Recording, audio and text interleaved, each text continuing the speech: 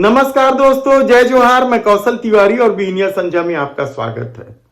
राजिम पुन्नी मेला का नाम बदलकर सनातन धर्म का अपमान और छत्तीसगढ़ी संस्कृति की अवहेलना से घिरे प्रदेश के दमदार माने जाने वाले मंत्री बृजमोहन अग्रवाल ने कल फिर एक बार फिर अपनी ही सरकार को यह कहते हुए कटघरे में खड़ा कर दिया कि लोक यांत्रिकी विभाग और पीडब्ल्यूडी विभाग यानी लोक निर्माण विभाग काम ठीक से नहीं कर रहे हैं, देर करते हैं। यह कहते हुए उन्होंने नया सिगूफा यह छोड़ दिया कि शिक्षा विभाग में अब एक इंजीनियरिंग सेक्शन भी होगा। खुद का विभाग तो संभल नहीं रहा है। शिक्षकों की हालत खराब है, पढ़ाई ठीक से हो नहीं पा रही है, भवन जर्जर अवस्था में है और अहाते तक कई स्कूलों में नहीं है। लेकिन इन कमजोरियों पर जब विधानसभा में कल सवाल उठाए गए, कांग्रेस के सदस्य फूल सिंह राठिया ने कोरबा जिले में अहाता निर्माण और भवन विहीन स्कूलों का जब मामला उठाया तो बृजमोहन अग्रवाल ने यह कहते हुए मामले को डाइल्यूट करने की कोशिश की कि शिक्षा विभाग तो समय पर पीडब्ल्यूडी और यांत्रिकी विभाग को पैसा दे देते हैं, लेकिन वे समय पर यह सब निर्माण नहीं करते हैं, जिसकी वजह से यह स्थिति उत्पन्न हुई। सोचिए आप कि किस तरीके से पीडब्ल्यूडी मंत्री हैं अरुण साव, खुद रमन सरकार में पीडब्ल्यूडी मंत्री रहे हैं। सबसे ज्यादा मंत्री पद पर रहने का रिकॉर्ड भी बृजमोहन अग्रवाल के पास ही है।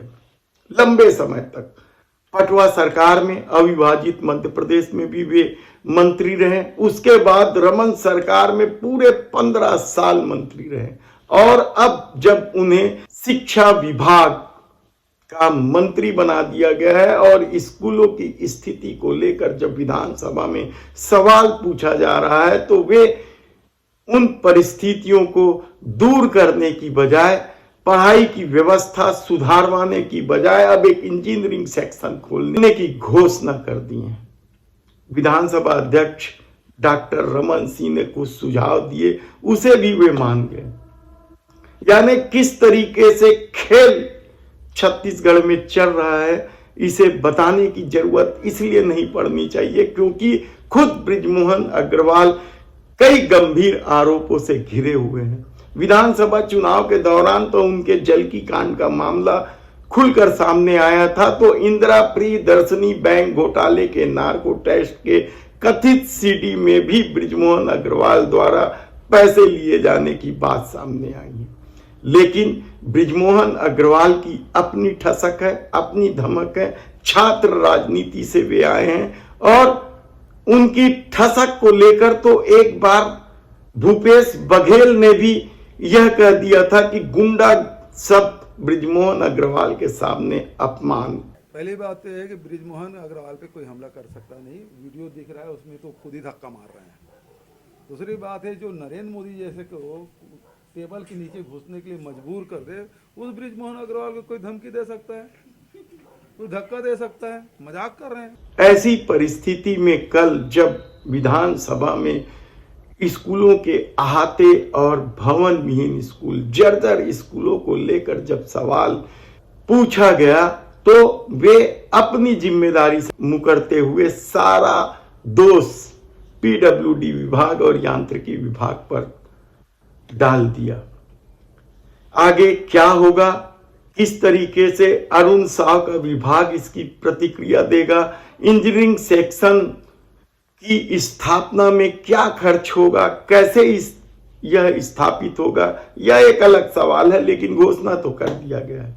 तो दूसरी तरफ धर्म के आश्रय चुनाव जीतने वाले साजा विधानसभा के विधायक ईश्वर साहू की अपनी लीला है, उनका अपना खेल है, अपना मायाजाल है। उन्होंने दमदार माने जाने वाले रविंद्र चौबे जैसे कद्दावर मंत्री को पराजित किया है।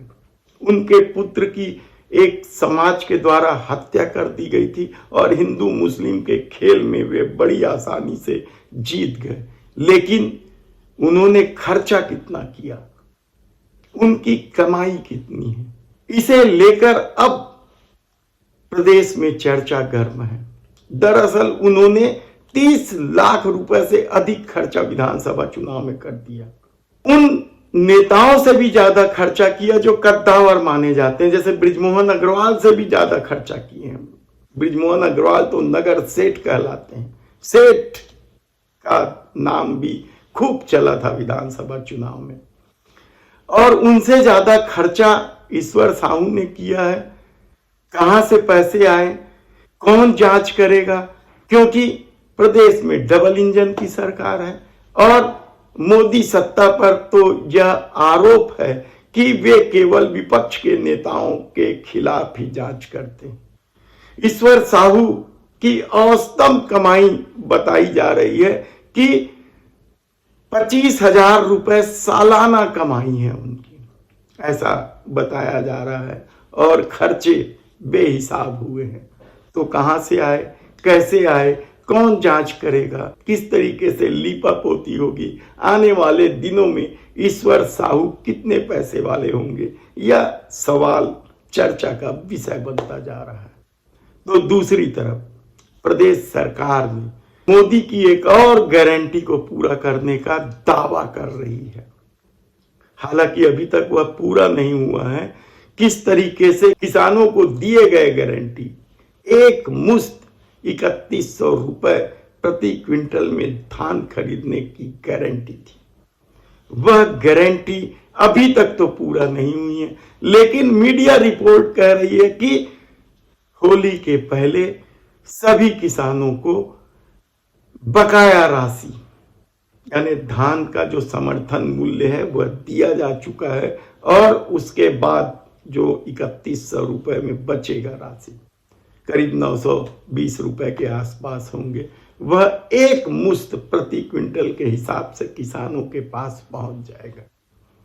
पहुंचेगा नहीं पहुंचेगा, पहुंचाना पड़ेगा क्योंकि लोकसभा चुनाव है, ये अलग चर्चा का विषय हो सकता है। लेकिन अब मोदी की गारंटी को पूरा करने का दावा जरूर किया जा रहा है। तो दूसरी तरफ एक बड़ी ही शर्मसार कर देने वाली घटना सामने आई है और वह घटना है कांकेर जिले की, जहां एक नाती ने अपने ही नानी को सांप से कटवाकर मार डाला। सुपारी दी गई थी बकायदा सपेरों को, जहरीले सांप से कटवाया गया और बीमा उनके नाम पर किया गया था 1 करोड़ रुपए, वह हासिल कर लिया।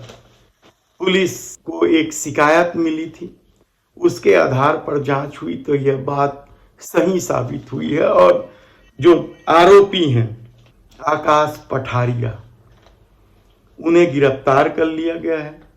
जो बीमा एजेंट है जिनके साथ साठगांठ करके इस पूरे खेल को अंजाम दिया गया था, तारक देवनाथ, उसको भी गिरफ्तार कर लिया गया है और जो सपेरा था नेताम, वो भी गिरफ्तार हो गया। यानी तीनों आरोपी गिरफ्तार हो गए। बेहद शर्मनाक घटना है कि पैसे के लिए इस समाज में अब किस तरह का खेल होने लगा है।